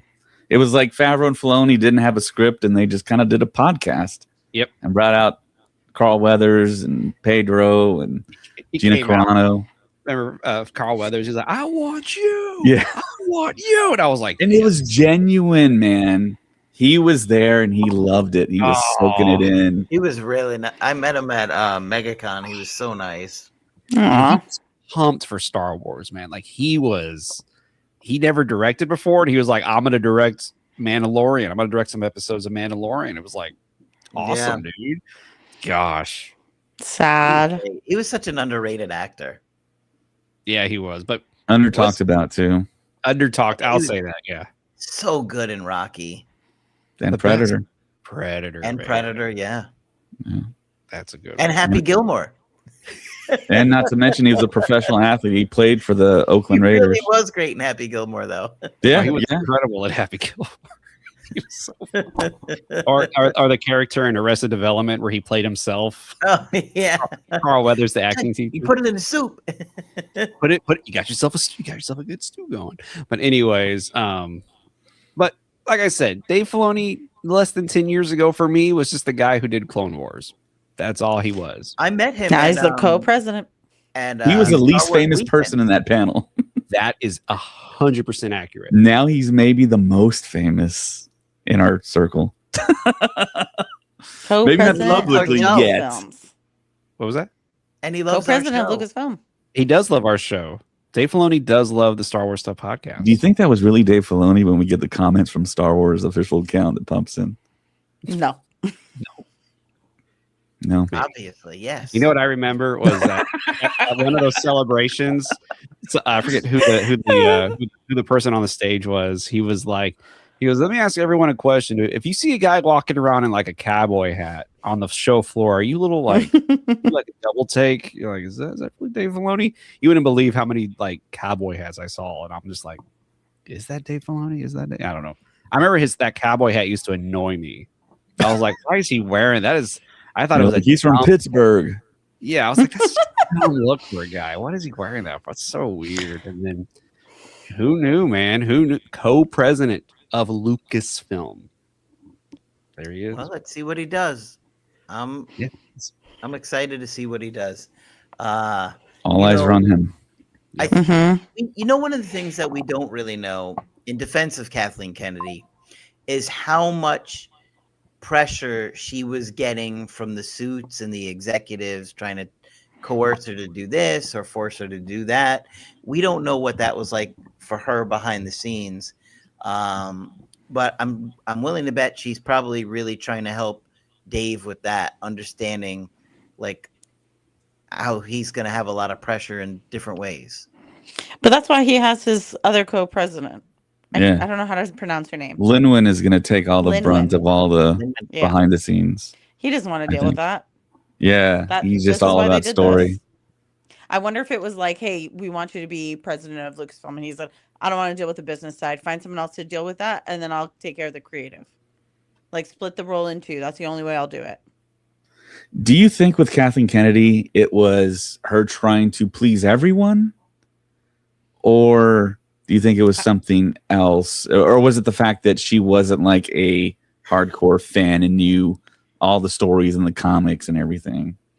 I think it's like Craig was saying. I think she got like a lot of pressure on all ends, from fans, from executives, from stockholders, from everybody involved. I feel yeah. So, and she's probably getting a lot of information from different writers and directors, and she's like, "Well, I can't do it all," and stuff. I so think she had to pick one of the things that people really didn't like is that they felt like Star Wars was forcing wokeness on us. That a lot of people felt like you're forcing it in the Acolyte, and you're forcing it by making Rey the main character, a woman the main character. And one of the things that I completely disagree on is that I think Kathleen Kennedy is in denial that she thinks that the fans are particularly rough on the women or that they don't like women characters. And I don't think that's it at all. I think they were just frustrated with the development of those characters or the stories that those women brought, like with the Acolyte, right? Because people love Ahsoka. People love Princess Leia. Nobody complains about them, right? They're just, or Padme, right? But people are complaining because they felt like it was being pushed. Like we want one black person, one Spanish person, the white guy is the bad guy, the woman is the leader. And I think a lot of people, I'm not necessarily saying I agree with it, but a lot of people are pointing that out and they keep complaining about it over and over again. So I don't know if that was pressure from Disney itself that we want to have this, because there were rumors about this too. Like it was an algorithm. We want this kind of diversity, and there can't be more than this many white people in this movie or this and that. And so I don't know if there's some kind of forced diversity on her, or if it came from Disney, or she felt compelled to do that and push it. But honestly, I don't think that was very much a Star Wars thing. I think it is a little bit Disney. Like you see it a lot in Marvel, and it's a little more in your face in Marvel and stuff. I think in Disney, I think she just really tried to find different storytellers. I don't really see it in Marvel. Where do you see it in Marvel? Endgame, when all the women come together for that one moment. Okay, that you're talking about that, but yeah. And then like did it feel forced to you? Did it feel one forced? time over 25 movies? But that's what I'm saying. But like that one time, yeah. But the timing of it was 2015, 2019. The era didn't help. There was a lot there. Even Pixar was also going that way as well with some of their movies with the whole woke ness, quote unquote, of it. So I feel like Disney was really trying something new-ish with it. I honestly, the only one that I was like, actually, no, I didn't have a problem with any of the quote unquote wokeness, but I think I think it was the like Nerd Affiliated says here, I think it was a timing thing with Disney. Yes. They were trying to do differently because if you look at the span of 2015 or 2015 till now, yeah. But I was gonna say, like, I think Star Wars has always really been about diversity, right? From the original trilogy, you look at the Rebellion, it's all different types of alien species. You've got Zoological. yes, exactly. Like it's all I about mean, diversity. So the I don't original feel it in Star Wars, there wasn't too much diversity, but well, I mean, like Yeah, with Chewie. different species, things like that, right? As Mexicans felt represented. And R2D2, little Arturito, Yeah. Arturito. And then, man, whenever Billy D. Williams was in Empire, Yeah, Lando. he got attacked for that. They were like, "You're just doing this just to please everyone. This is terrible. Like he does nothing for the project. He's only there for the last part of the movie. What's his purpose of being in this movie?" I remember reading those articles, and I do think a lot of people hated him because they're like, "You betrayed Han Solo." They get the character and the actor confused. Oh yeah, I remember Billy. Yeah, he said that in 2019. He was like, he goes, "Hey, I didn't betray Han Solo." He's like, Lando, that man over there, Lawrence Kasdan, betrayed Han Solo. Let's get him. But whatchamacallit, what's interesting about all the productions, we've said this before on the podcast, all the productions in the sequel trilogy era, with even Rogue One, Solo, the Rise of Skywalker, Force Awakens, Last Jedi, the only one that did not have any trouble in the production was The Last Jedi, which is crazy. And that had trouble throughout the entire movie. So I guess production trouble is a good thing. But what's crazy is after that movie came out, that whole like she was like, he's gonna get the trilogy, he's gonna get this, and they're like, just kidding. And it's just like such a like for a moment like she was kind of like, oh, I have it, I got the thing, and the audiences were not too pleased. Personally, like I said, I know Craig and I disagree. I think The Last Jedi is one of the best Star Wars movies that's out there. Story wise, for me, it makes sense, and it's just a bummer of the knee-jerk reaction Disney had from that movie to do what they did next. And it was like, man, if only they would have just like kind of stuck with it, maybe something great would have come of that. But yeah, and in another timeline in the multiverse, I think Rian Johnson does his 3-movie trilogy, and we're talking about Rian Johnson becoming the head of Lucasfilm. Yeah. Is Craig listening? Just kidding. I don't think Craig was listening. Did y'all watch Wake Up Dead Man? Amazing. It was such a great movie. Really? It was. Oh, I haven't heard any talk. Any buzz? It was weird. I think because it came out and it wasn't as big promoted because Netflix is doing something. Okay. And plus, Stranger Things was like around that time, so they were really pushing for Stranger Things. But there's a moment in Wake Up Dead Man where this character is talking to his dad, and he was like, "I told him what we could do together as father and son." And then it cuts back. It cuts back to the priest, and the priest goes like this, like Star Wars, and the guy goes, "Yeah, everything goes okay, yeah." And then the scene just keeps going. But just when he said like father and son, I was like, interesting. And then sure enough, the character goes, "That's like Star Wars, right?" And I was like, "That's pretty funny that Rian Johnson threw in a mild Star Wars joke into the throwaway." It's a great movie though, and he's a tremendous writer and director. And yeah, so anyways, back to Deadpool. Well, I mean, this is going to be interesting. It's very interesting. A lot of big shakeups in the last couple days. The parks and now the entire Lucasfilm.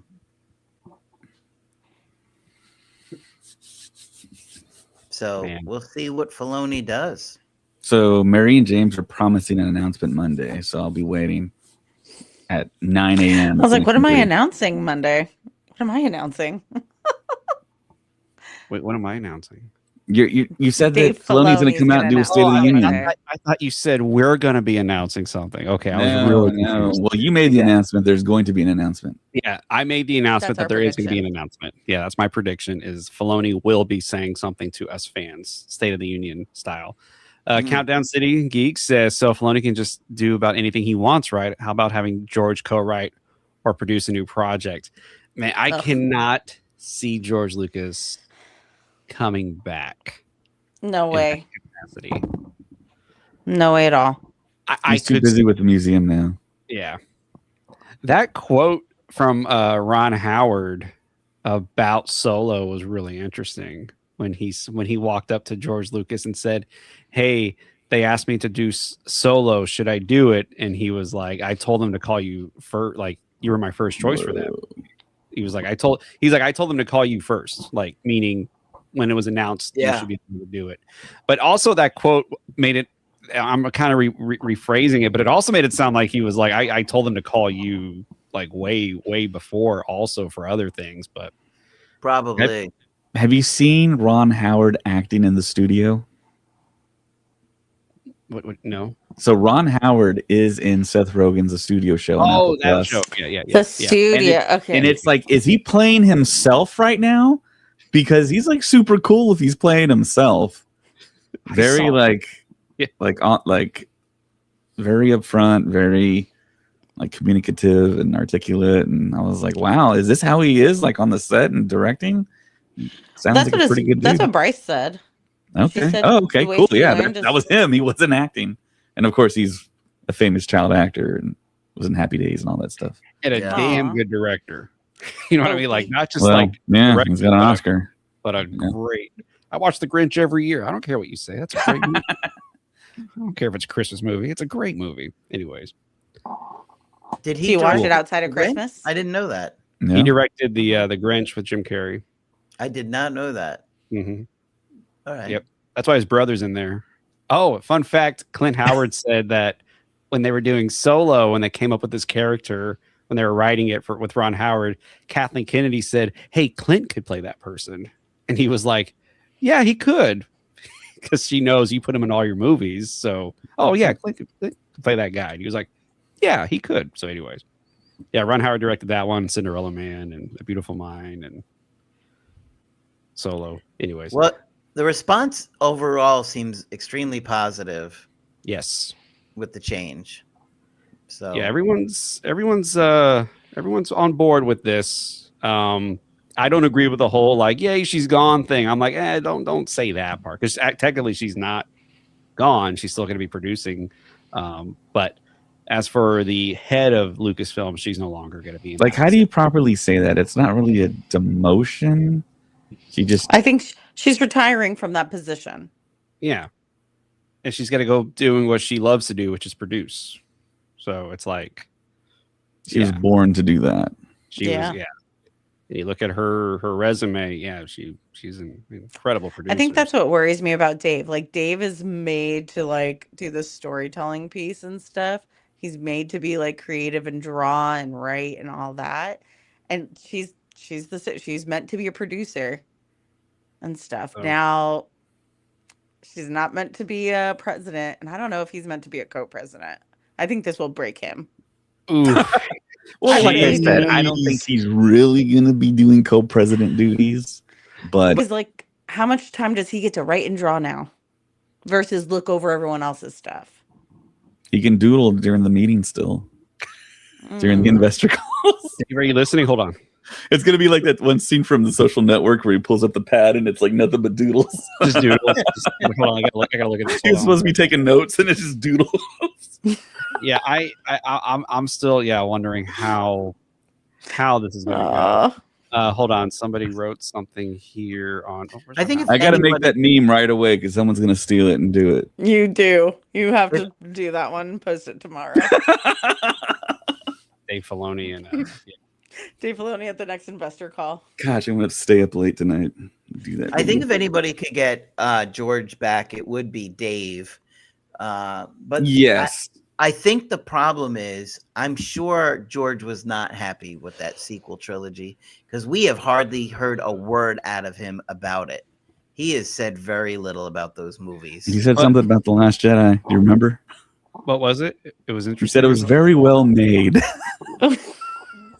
Which, and I think even Which is Colin true. said that. From a Colin certain point of view.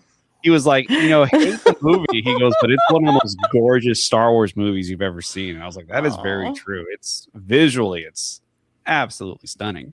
It's when you show your mom that finger painting that you did. And she's like, it's great. You did a good job with that. Kevin I didn't hear him say Davis. anything about the Rise of Skywalker. Not a word.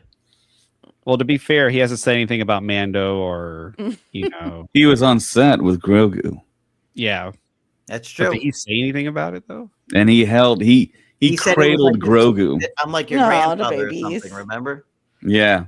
I think they said this is your grandfather. Favreau, said this is My your only grandson. concern with Dave Filoni, he will turn down good storytelling from big Hollywood directors try to expand Star Wars universe because he doesn't want to offend the audience with new stories. Mm. We're about to find out. Like I said, we need the State of the Union address from Dave Filoni here very soon to kind of let us Star Wars fans know the direction he's taking this company and the future of Star Wars. Kevin Not just- Feige style with the big old screen and the timeline and not the Charlie Day freaking out thing, but this is And what then- we're doing here. That's your This is other what we're meme that doing you need to here. create tonight. No, here's And then here's do the it. here's the funniest thing. He comes out and says, "And guess what, guys? We're doing another Indiana Jones." He is in charge of Indiana Jones now, technically. That's what I was saying. He is. They Oh asked my Kathleen God. Kennedy about that in that article. Yes. What did she He's say? going to say we're bringing Alden Ehrenreich back, but not as Han Solo. As you guessed it, Indiana Jones. It was pretty much alluded to, like it's probably not going to happen. But Oh yeah, obviously, yeah. But the she way the was new like, one is. well, Harrison is still with us, and John Williams are still with us, and everything like that, something like that. Let me see if This I can guy has a find- great point. Hold on. Star Wars fans always getting offended about everything, and I 100% agree. Not okay. That's just offensive. for there are certain fans that will be offended by anything, and most of the time when they're offended, it's just for likes, it's just for clicks. There's They too will many com- people on the planet. They will complain about everything. We had what's his name complaining about screws and what else? What else was he complaining Bricks. about? Bricks in Star Wars. Like, bruh, really? You're gonna complain about that? This is what she said about Harris or Indiana Jones. Yeah, take it. You away. never know, but we are all still here. Stephen and Frank and I and Harrison and George. So we get to say whether there's going to be any more or not. That makes sense. That is a very true statement. Yes, agreed. But I also, she's saying if we say we're not going to do one, we're not going to do one. So don't even. Not going to lie though, if George Lucas comes up to them and says, "Hey, I have a story," they're all going to do it because they love making those movies. When I hear that article, I hear it's like someone else wanted to do an Indiana Jones movie, but we're all still here and we're all saying no. We're all saying no. We're all saying no.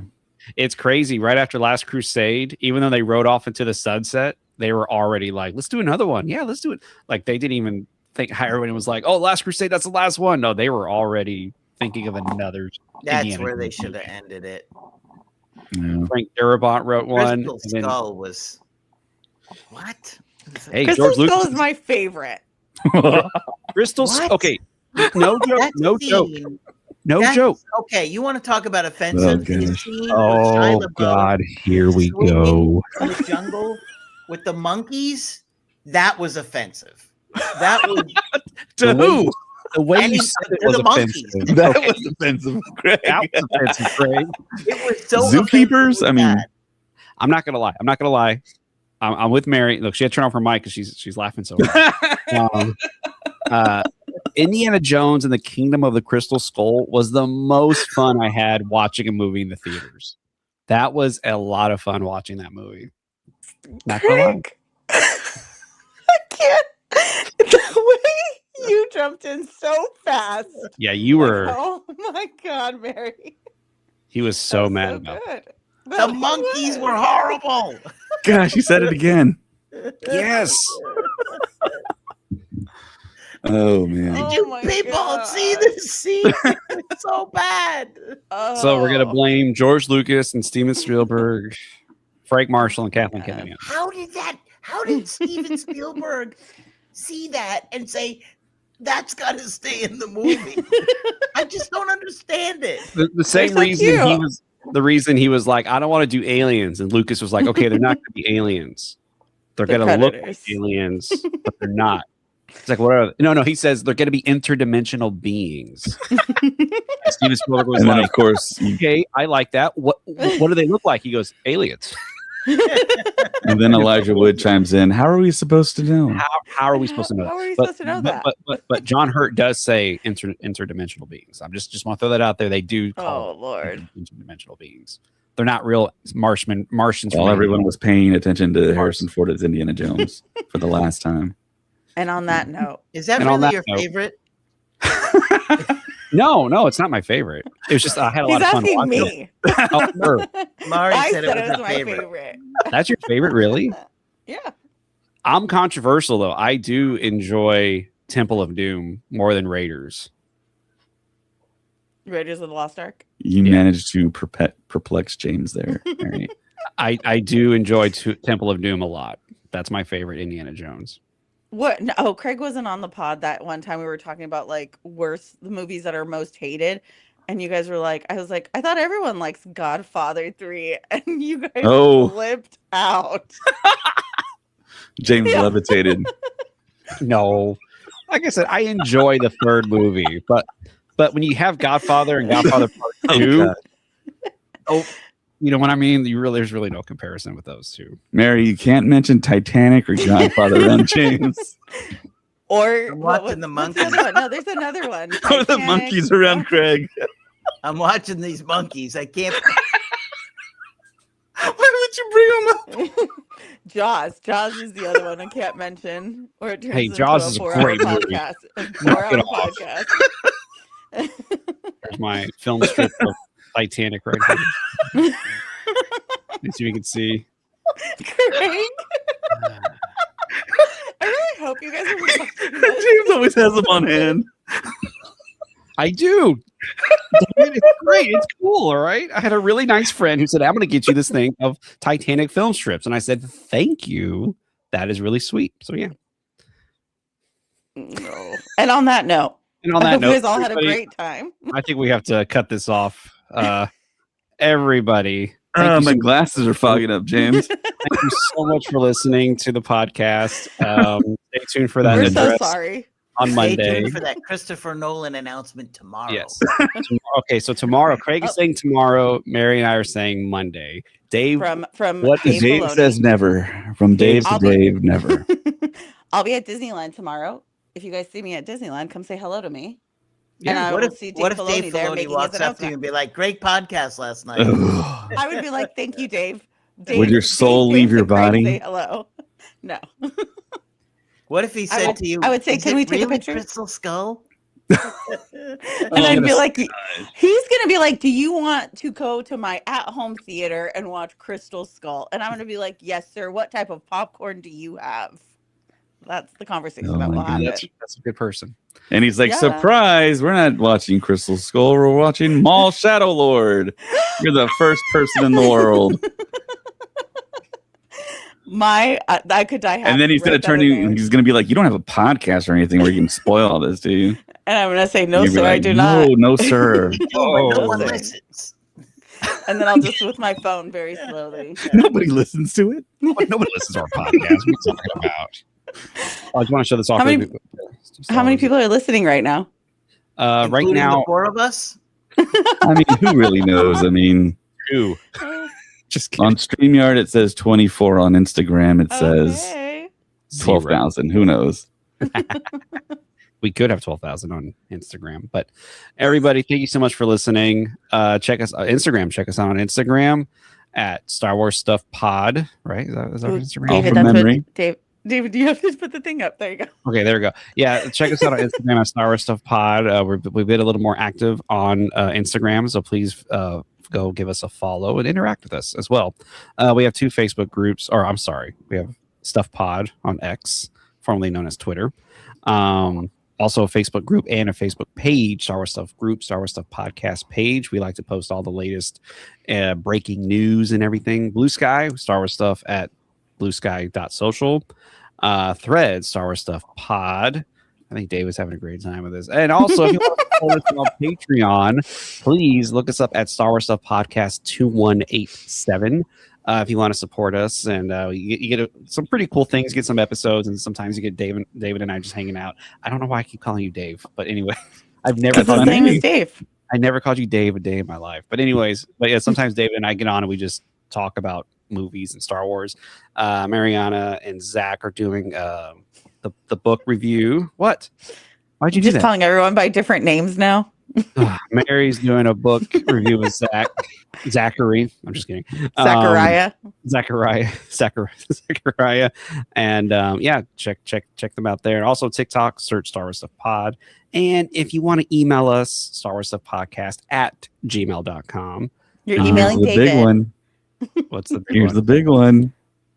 Oh yeah, that's right. Check us out at starstuffpodcast.com. We have a website, and we're going to start putting out more articles, which we did not do today because of, I don't know why we didn't write an article about the news today, but we're going to start writing. What's up? Because that's you. You were supposed to do that. Oh, right. Okay. So I'll get an article here by tomorrow. You know your homework tonight. But everybody, thank you so much for listening and for being a part of this crazy journey with us called the Star Wars Stuff Podcast. Almost forgot. CountdownCityGeeks.com. Check them out.